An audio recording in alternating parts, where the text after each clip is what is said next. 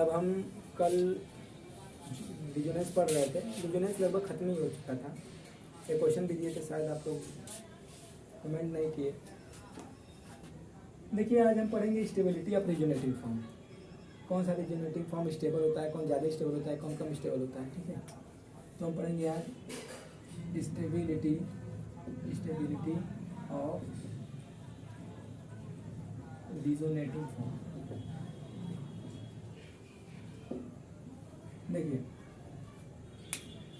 देखिए stability check करने के लिए सबसे पहले किया जाता है ना कि जिसे कोई कंपाउंड दिया है तो उस कंपाउंड में बॉन्ड देखा जाता है।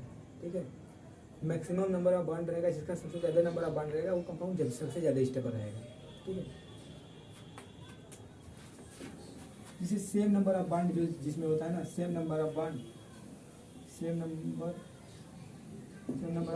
जिसमें सेम नंबर ऑफ बॉन्ड होता है उसको कहते हैं आइसोवैलेंट।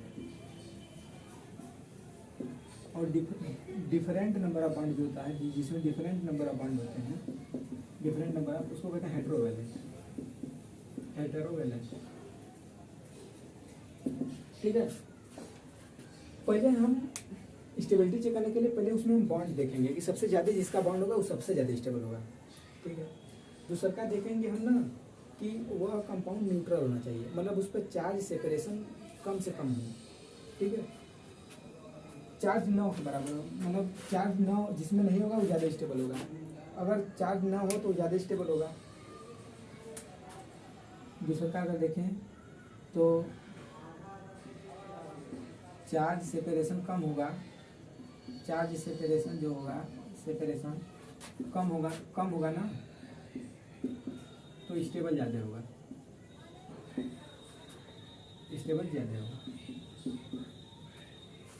तीसरा का चार्ज डिस्पर्सन ज़्यादा होना चाहिए, चार्ज जो है ज़्यादा डिस्पर्स है।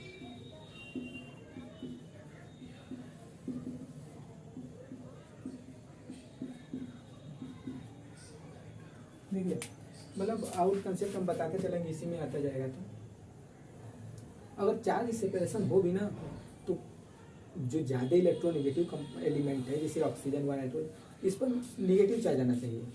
ठीक है, ज़्यादा इलेक्ट्रोनेगेटिव कंपाउंड पर पॉजिटिव चार्ज नहीं आना चाहिए, ज़्यादा इलेक्ट्रोनेगेटिव कंपाउंड पर नेगेटिव चार्ज ही आना चाहिए। और चार्ज सेपरेशन में यह बात हो कि सेम चार्ज एक दूसरे के पास ना हो, चौथा में सेम चार्ज एक दूसरे के पास ना हो।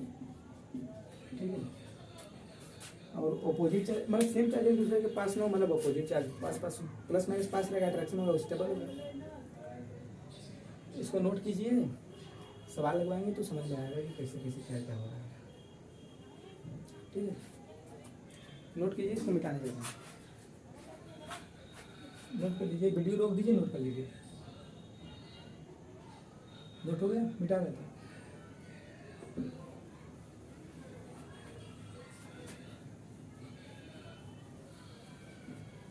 देखिए अब करेंगे क्या ना कि एक हम मान लीजिए ले रहे हैं H C double bond O negative. इसका रिजोनेटिंग स्ट्रक्चर ड्रा कीजिए, अगर मान लीजिए हम इसका अगर रिजोनेटिंग स्ट्रक्चर ड्रा करें तो बनेगा H, ये ऑक्सीजन लोन पर इसका इस पर जाएगा, यह इस पर टूट जाएगा, यानी कि HCO पर नेगेटिव डबल बॉन्ड O। सबसे पहले देखिए इसमें ना कि चार्ज देखिए, चार्ज का पहले इसमें बॉन्ड देखिए, 1 2 3 4 चार बॉन्ड है इसमें। देखिए 1 2 3 4, इसमें भी 4 बॉन्ड है, मतलब ये आइसोवैलेंट कंपाउंड, आइसोवैलेंट है, एक दूसरे का आइसोवैलेंट है ना, आइसोवैलेंट मतलब सेम नंबर ऑफ बॉन्ड।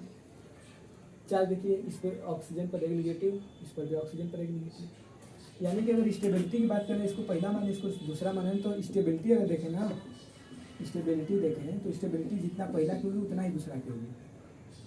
समझ में आ रहा है, जितना पहला स्टेबल होगा उतना ही दूसरा स्टेबल होगा, क्योंकि आइसोवैलेंट है, सेम नंबर ऑफ बॉन्ड है, सेम नंबर ऑफ चार्ज है, ऑक्सीजन पर चार्ज है, ऑक्सीजन पर चार्ज है।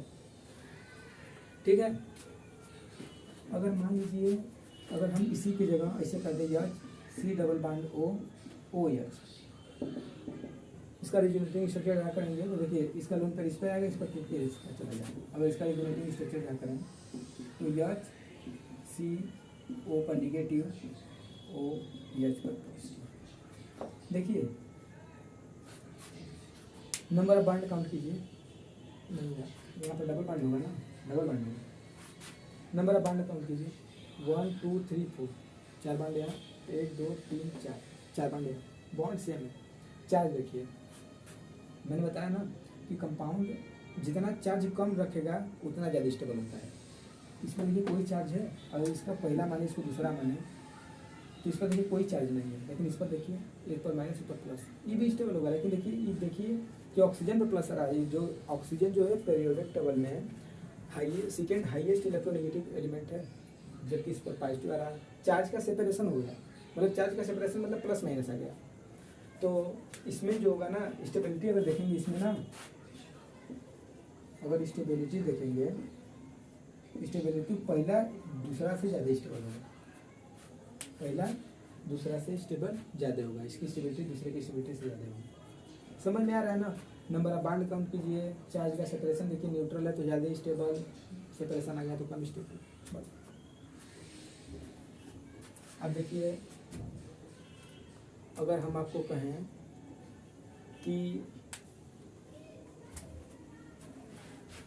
अगर मान लीजिए इसी तरीके से हम कह दें आपको कि NH2 C double bond NH NH2, ठीक है, और एक देते हैं NH2 C double bond NH2 NH2, और इस पर प्लस आ गया, डबल बॉन्ड प्लस आ जाएगा। अगर हम इसको पहला माने, इसको दूसरा माने, पहचान ले इसको, ग्वानिडीन बहुत ज़्यादा बेसिक नेचर शो करता है। लोन पेयर देखो यहाँ पर है, अगर इसको हम पहला और उसको दूसरा कहें तो आपको बताना है, बताइए पहला और दूसरा में ज़्यादा स्टेबल कौन होगा, रिजोनेंस करा के बताइए। अच्छा इसको देखिए करेंगे ना तो इस पर डबल बॉन्ड आ जाएगा और ये बॉन्ड टूट जाएगा, इस पर नेगेटिव चार्ज आ जाएगा। लेकिन इस पर देखिए, इस पर करेंगे तो ये डबल बॉन्ड आ जाएगा, लेकिन इसका टूट कर इस पर क्या होगा, इसका प्लस खत्म कर दे रहा है। यहाँ डबल बॉन्ड आ रहा है, यहाँ प्लस खत्म कर दे रहा है, यानी चार्ज खत्म कर दे रहा है, न्यूट्रल होने का कोशिश कर रहा है, तो दूसरा ज़्यादा स्टेबल होगा प्लस। ठीक है, वीडियो रोककर नोट कर लीजिए, फिर निकालना है, रोक लेकर नोट कर लीजिए।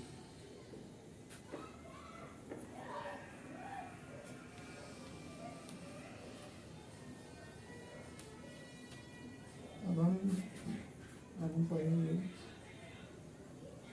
अच्छा का कुछ और देख लीजिए, जैसे कि मान लीजिए CH2 double bond CH Cl है, इसका रिजोनेटिंग स्ट्रक्चर ड्रा कीजिए, इसका रिजोनेटिंग स्ट्रक्चर ड्रा करेंगे तो इसका रिजोनेटिंग स्ट्रक्चर के देखिए, ये लोन फिर इस पर आएगा, ये डबल बॉन्ड टूटेगा, इस पर चला जाएगा। ड्रा करेंगे तो CH2 single bond CH double bond Cl, इस पर प्लस, इस पर माइनस। अच्छा इसको पहला माने, इसको दूसरा माने, तो स्टेबिलिटी का आर्डर क्या होगा बताइए। देखिए स्टेबिलिटी का आर्डर सिंपल सा क्या होगा, देखिए स्टेबिलिटी का आर्डर होगा, न्यूट्रल है, देखिए चार्ज का सेपरेशन हो गया, चार्ज हो गया, और उसके बाद क्लोरीन जो इलेक्ट्रोनेगेटिव उस पर प्लस चार्ज आ रहा है, तो स्टेबिलिटी का आर्डर कितना हो जाएगा, स्टेबिलिटी जो होगा पहले ज़्यादा स्टेबल होगा। ठीक है, पहला की स्टेबिलिटी ज़्यादा होगी दूसरे पर।